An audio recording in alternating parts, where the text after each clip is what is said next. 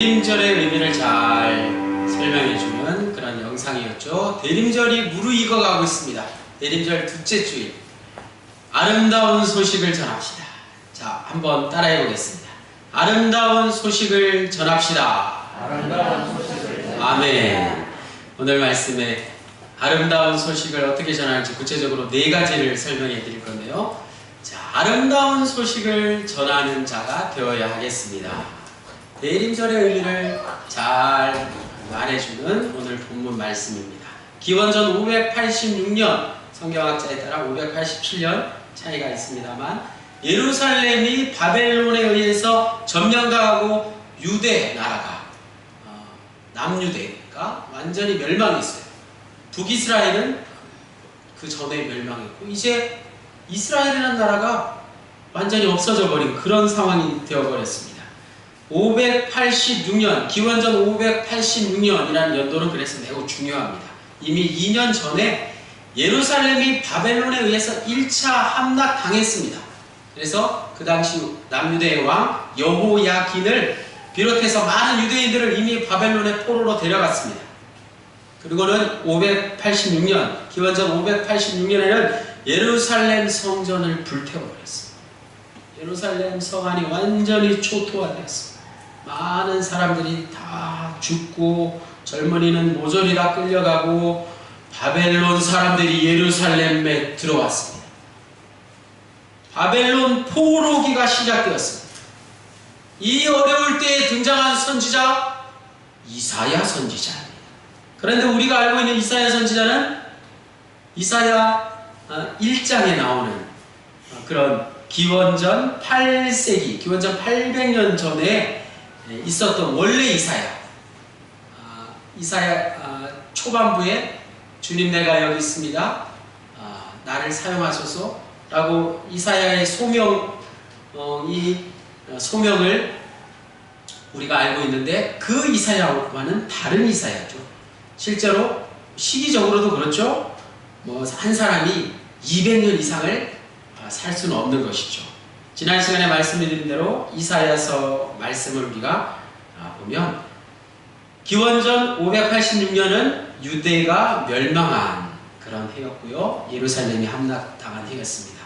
그래서 기원전 587년에서 539년까지를 바벨론 포로기라고 합니다.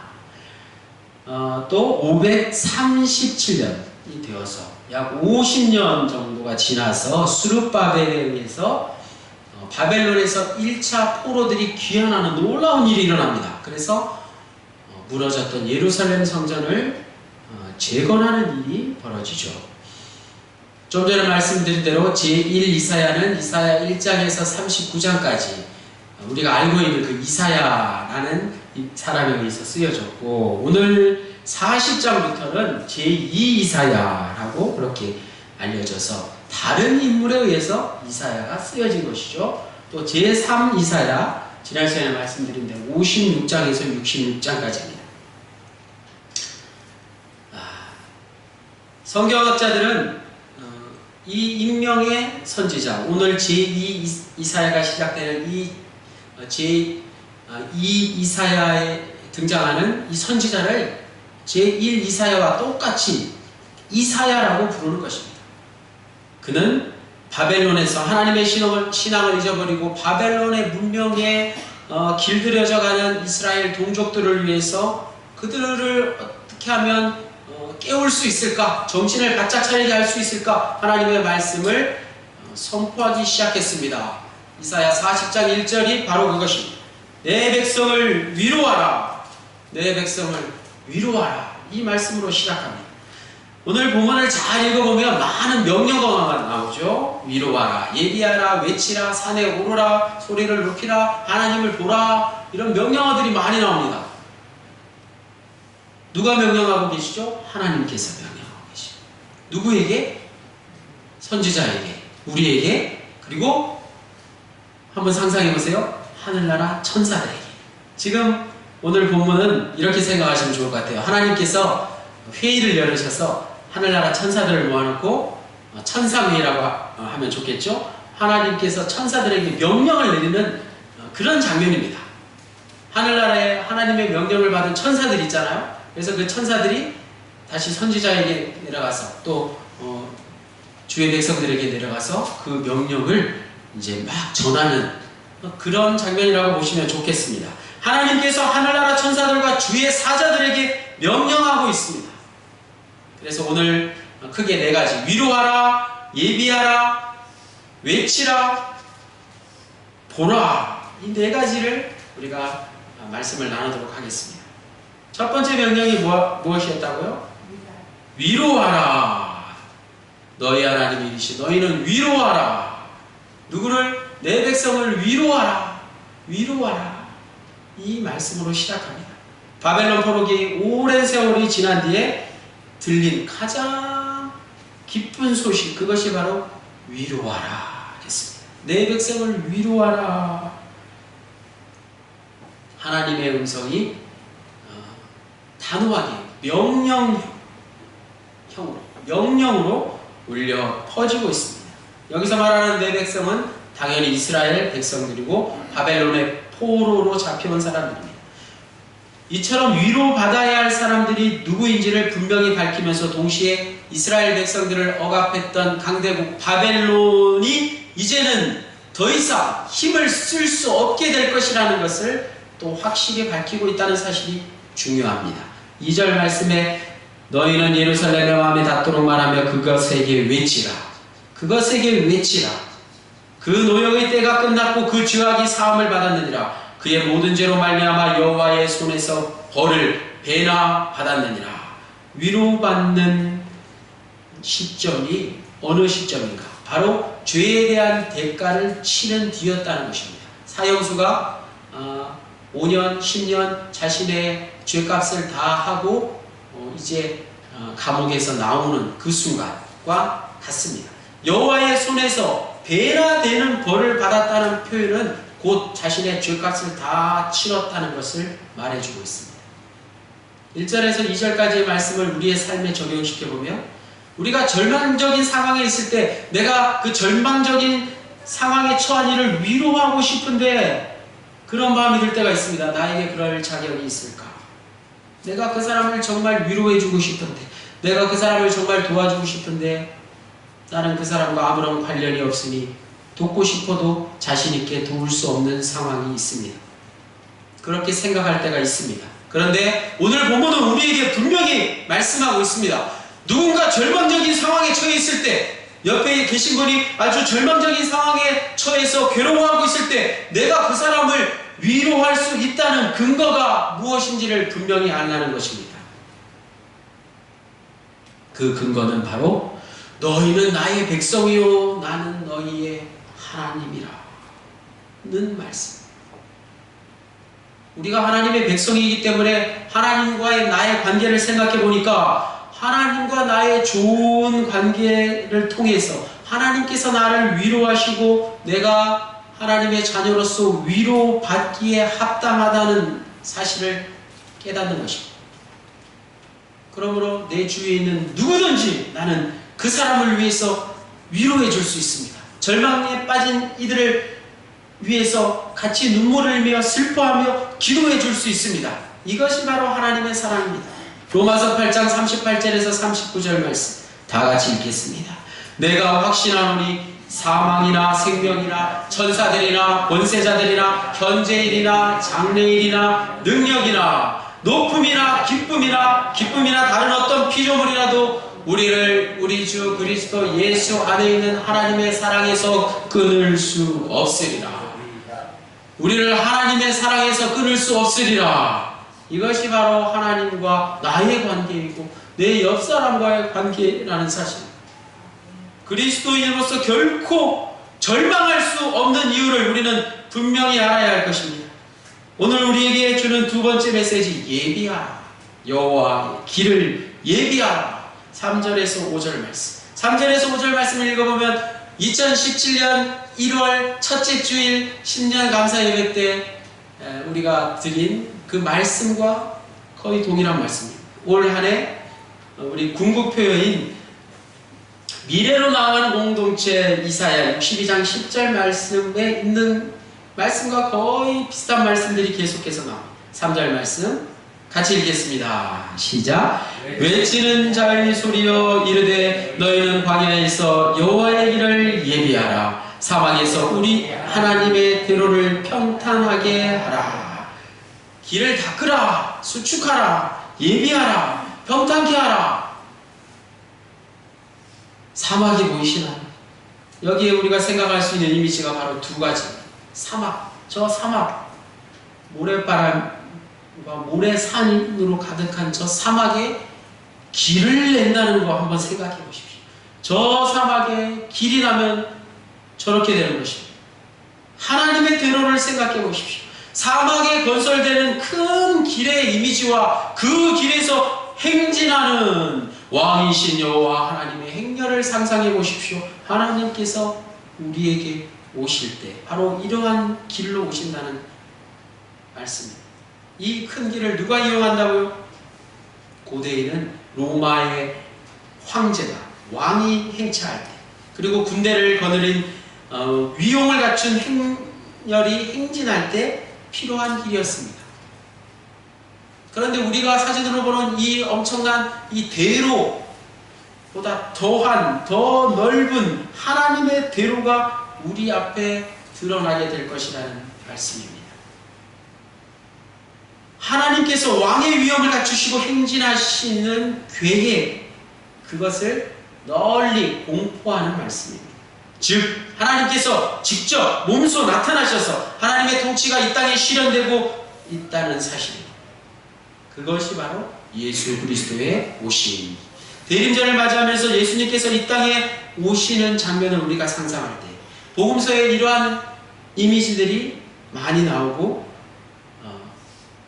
세례 요한이라는 선지자가 바로 하나님의 나라가 가까이 왔다고 선포하면서 예수님의 길을 예비하라, 준비하라고 외쳤던 것입니다.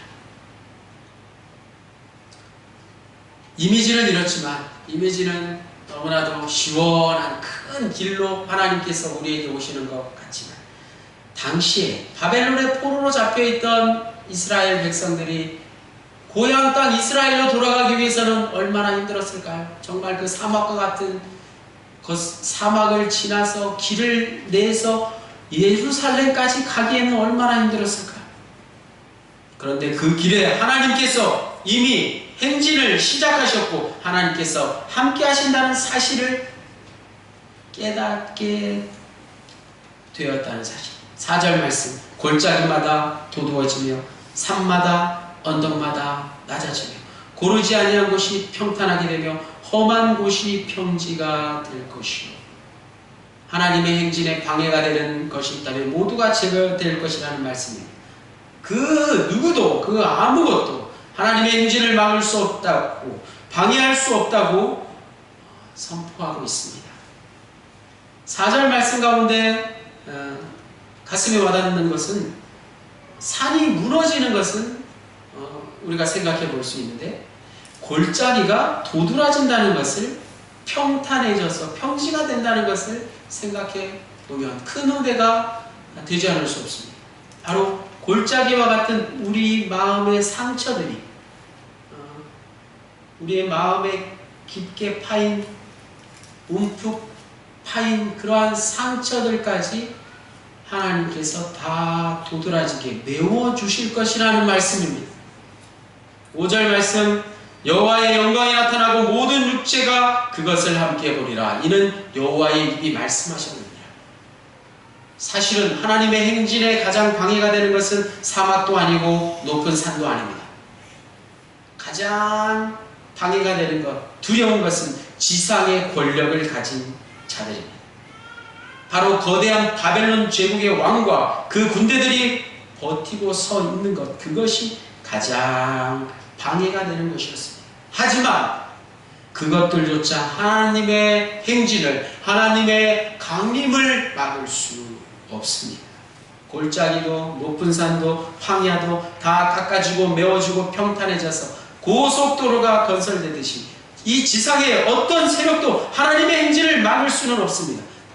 이러한 계획이 하나님의 말씀으로 선포된다면 반드시 이루어지는 것입니다. 이제 이사야 선지자를 통해서 바벨론에서 이스라엘로 돌아갈 길을 눈앞에 두고 그 행진이 시작되고 있습니다. 세 번째, 여호와의 말씀을 외치라. 6절에서 8절까지 말씀하고 있습니다. 6절 말씀, 말하는 자의 소리여 이르되 외치라. 대답하되 내가 무엇이라 외치니까 하니 이르되 모든 육체는 풀이요 그 모든 아름다움은 들의 꽃과 같으니. 6절에서 8절까지 장면은 마치 출애굽 장면을 연상케 합니다. 바벨론의 포로로 있다가 예루살렘을 향해 출발하는 이스라엘 백성들의 모습은 오래전에 이미 이스라엘 백성들이 애굽에서 400여 년 동안 노예로 있다가 가나안 땅을 향해 출발하는 장면, 출애굽과 탈바벨론의 장면이 우리 눈앞에 지금 펼쳐져 있습니다. 그들을 향해서 이사야 선지자가 모세가 그랬던 것처럼 외치라 라고 선포하고 있습니다. 무엇을 외치라고요? 여호와의 말씀을 외치라. 이사야 선지자는 다시 한번 하나님께 물었습니다. 내가 무엇이라 외치리까? 하고 물었던 거죠. 외쳐봐야 백성들이 귀담아 듣지 않을 것인데 내가 무엇이라고 외쳐야 한단 말입니까? 여호와 하나님께 반문한 것입니다.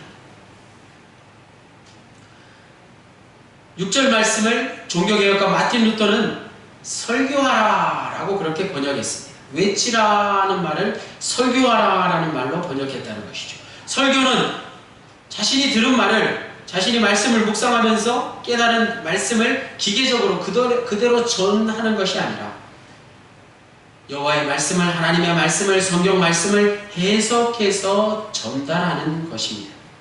이사야 선지자가 이스라엘 백성들을 설득해야 한다는 의미가 포함되어 있는 것이 바로 외치라.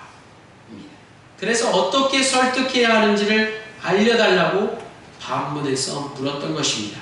그에 대한 대답 7절 말씀, 8절 말씀 같이 읽겠습니다. 시작. 풀은 마르고 꽃이 시듬은 여호와의 기운이 그 위에 불미라. 이 백성은 실로 풀이로다. 풀은 마르고 꽃은 시드나 우리 하나님의 말씀은 영원히 서리라. 아멘. 많이 들어본 말씀이죠. 그리고 세상 사람들에게도 많이 회자되는 그런 말씀입니다. 풀은 마르고 꽃은 시드나 우리 하나님의 말씀은 영원히 서리라. 인생에 비유하는 말씀으로도 사용되죠. 그렇죠. 인생은 풀이나 꽃처럼 모두가 시들고 만다는 것. 사람이나 누구 할 것 없이 다 시들어버리고 만다는 진리를 말씀해주고 있습니다. 사람들도, 세상 사람들도 누구나 할 수 있는 말씀입니다. 하지만 그 뒤에 말씀이 중요합니다. 살아 움직이는 말씀이 될 수 있는 것은 누구를 향해서 한 말이냐가 중요합니다. 바로 바벨론 제국을 향해서 외치는 하나님의 음성이었습니다. 당시 바벨론은 근동 지역을 지배하던 초강대국이었습니다. 바벨론 제국 앞에서 모든 사람들은 다 벌벌 떨었습니다. 강력한 권력을 통해서 모든 이들을 지배하고 악을 서슴지 않았지만 그 강력한 권력이 이제 시들어 가는데 그것이 좋은 것이건 나쁜 것이건 간에 사람들의 마음에 혼란이 일어났던 것입니다. 그래서 사람들은 이처럼 권력이 좋든 나쁘든 간에 그 권력을 의지하는 경향이 강해서 그 권력을 쫓아서 언제나 권력에 의지할 연약한 인간들의 모습을 볼 수 있습니다. 이사야 당시 바벨론 제국이 그와 같았습니다. 그런데 이사야 선지자는 바로 그 바벨론 권력자들을 향해서 곧 시들고 풀이나 꽃에 불과하다라고 강력한 메시지를 선포한 것입니다. 이제 한마디로 바벨론을 더 이상 두려워할 필요가 없다는 것입니다. 이제 이사야는 자신이 들은 여호와 하나님의 메시지를 이스라엘 백성들에게 온 세상에 선포함으로써 탈 바벨론을 앞두고 있는 자기 백성들을, 이스라엘 백성들을 설득해낼 수 있게 되었습니다. 본문에 나오는 푸른 마르고 꽃은 시드나의 대상, 바벨론 제국뿐만 아니라 오늘을 사는 우리에게 전하는 말씀입니다. 푸른 마르고 꽃은 시드나 우리의 인생이 그와 같습니다. 시편 90편 5절 6절 같이 읽겠습니다. 시작. 주께서 그들을 홍수처럼 쓸어 가시나이다. 그들은 잠깐 자는 것 같으며 아침에 돋는 풀 같으니이다. 푸른 아침에 꽃이 피어 자라다가 저녁에는 시들어 마르나이다. 이 말씀을 좀 더 구체적으로 오늘 우리에게 적용해 보니, 인간이 아무리 뛰어나다 할지라도 풀이나 꽃보다 나을 게 없다는 의미예요. 우리가 아주 잘난 것 같지만 들의 풀과 꽃보다 다를 게 없다는 것입니다. 오히려 들의 풀과 꽃보다 못할 때가 있다는 것입니다. 우리의 인생이 짧다는 것을 말하는 것이 아니라 인간의 생각이 짧다는 것을 우리에게 말씀해 주고 있습니다. 당장 세상의 모든 진리를 자기가 다 아는 것처럼 착각하며 살아가는 우리에게 시간이 지나면 그것이 얼마나 어리석은 일인가를 깨닫게 해주는 말씀. 푸른 마르고 꽃은 시드나 여호와 하나님의 말씀은 영원하리라. 세상의 권력을 잡은 사람은 순식간에 말라버리는 풀이나 꽃보다 더 나을 게 없다는 사실을 분명히 알아야 합니다. 그러나 우리 믿는 자들은 우리 하나님의 말씀은 영원히 설 것임을 확신하면서 하나님의 말씀을 붙들고 이사야 선지자가 외쳤던 것처럼 이제 이스라엘 백성이 바벨론 제국을 더 이상 두려워할 필요가 없게 된 것처럼 오늘 우리도 영적인 자신감을 가지고 다음과 같은 소리를 외칠 수 있기를, 선포할 수 있기를 원합니다. 마지막, 너희 하나님을 보라. 9절에서 11절 말씀, 9절 말씀 다 같이 읽겠습니다. 시작.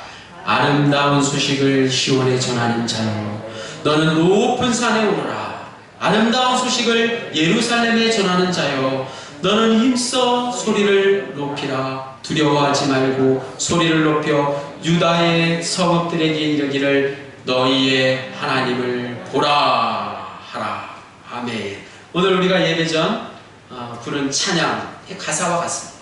작은 불꽃 하나가 큰 불을 일으켜서 주위 사람들의 몸을 녹이고, 우리가 주님의 사랑을 한번 경험하면 그 사랑을 모든 사람들에게 전할 수 있어야 된다는 찬양의 가사였습니다. 그 찬양의 후렴에 산 위에 올라가서 세상에 외치리라는 말씀이 나옵니다. 여기서 산은 무엇일까요? 높은 산도 되지만 바로 세상을 말하는 것이죠. 세상에 나가서 예수님의 사랑을 담대히 전할 수 있는 저와 여러분 되시기를 바랍니다. 한 예언자 이사야 제2 이사야 개인을 말하기보다는 예루살렘 사람들, 즉 바벨론의 포로로 잡혀와 있는 하나님의 백성 모두가 이제 아름다운 소식을 전할 수 있게 되리라고 말씀하고 있습니다. 다시 말해서 이사야 선지자 한 사람에게만 해당되는 말씀이 아니라는 것입니다. 바벨론에 있는 하나님의 백성들을 불러 모아서 그들에게 사명을 맡기는 소명장이라고 할 수 있습니다. 바벨론에서 외친 이 한 무명의 예언자 제2 이사야는 자신이 하나님의 부르심을 받은 예언자임을 표현하면서 더욱 강조한 것은 하나님의 말씀을 듣는 모든 예루살렘 사람들 모두가 이 기쁜 소식을 전하는 사명을 감당할 수 있기를 선포하고 있습니다. 10절에서 11절 말씀 다 같이 읽겠습니다. 시작. 보라, 주 여호와께서 장차 강한 자로 임하실 것이요 친히 그의 팔로 다스릴 것이라. 보라, 상급이 그에게 있고 보응이 그의 앞에 있으며 그는 목자같이 양떼를 먹이시며 어린 양을 그 팔로 모아 품에 안으시며 젖먹이는 암컷들을 온순히 인도하시리로다. 아멘. 여호와 하나님을 목자에 비유하는 말씀이 나오고 있습니다. 오늘 본문의 마지막 이 부분, 오늘 말씀 가운데 가장 핵심이 되는 말씀입니다. 여호와 하나님은 이제 오실 하나님이 되었다는 것입니다. 우리에게 오실 하나님이시라는 말씀입니다. 그리고 그의 통치 방법은 다름 아니라 여호와 하나님의 뜨겁고 진하고 부드러운 사랑이라는 말씀입니다. 오늘 본문의 시작을 내 백성을 위로하라 라고 시작하였듯이 하나님의 간곡하면서 정이 넘치는 음성과 팔로 품고 안는 이 행동을 통해서 아름다운 소식이 어떤 것인지를 오늘 우리에게 전하고 있습니다. 지금 바벨론에 갇혀있는 이스라엘 포로 백성들이 귀환하는 상황은 결코 좋은 상황이 아닙니다. 사막을 건너서 예루살렘까지 가야 하는 상황입니다. 하지만 그러한 모습은 뒤에 가려져 있고 전면에 하나님의 큰 대로와 하나님의 놀라운 사랑과 하나님의 행동만이 강조되어 있다는 사실입니다. 바로 해방과 구원의 길에서 하나님의 행동이 먼저 우리에게 임하게 될 것이라는 사실입니다. 하나님의 행동이 우리에게 먼저라는 사실입니다. 하나님의 행동이 우리에게 강력하게 우리의 뇌리에 부각될 때 진정으로 해방과 구원의 역사가 일어날 수 있을 줄로 믿습니다. 오늘 말씀 제목 아름다운 소식을 전하는 자. 우리가 말씀을 나누기 전에 아름다운 소식을 전합시다 라고 외쳤듯이 이제 여러분 모두가 대림절 기간 내내 그리고 여러분의 남은 여생 가운데 아름다운 소식을 전하며 사시는 모두가 될 수 있기를 바랍니다. 이사야 선지자가 이스라엘 백성들에게 말씀한 것처럼 오늘 아름다운 소식을 전하는 네 가지 모습, 위로하라, 예비하라, 외치라, 보라, 이 모습이 여러분의 삶 가운데 아름다운 소식을 날마다 전하는 모습으로 나타나시기를 주님의 이름으로 간절히 축원합니다. 하나님 감사합니다. 아름다운 소식을 전하며 살아가는 주의 백성들 되기를 원합니다. 특별히 오늘 이사야 선지자를 통해서 선포된 말씀처럼 우리가 서로를 위로하고 주의 길을 예비하고 복음의 소식을 외치며 하나님을 바라볼 수 있는 주의 백성들 되게 하여 주옵소서. 모든 말씀 예수 그리스도의 이름으로 기도하였습니다.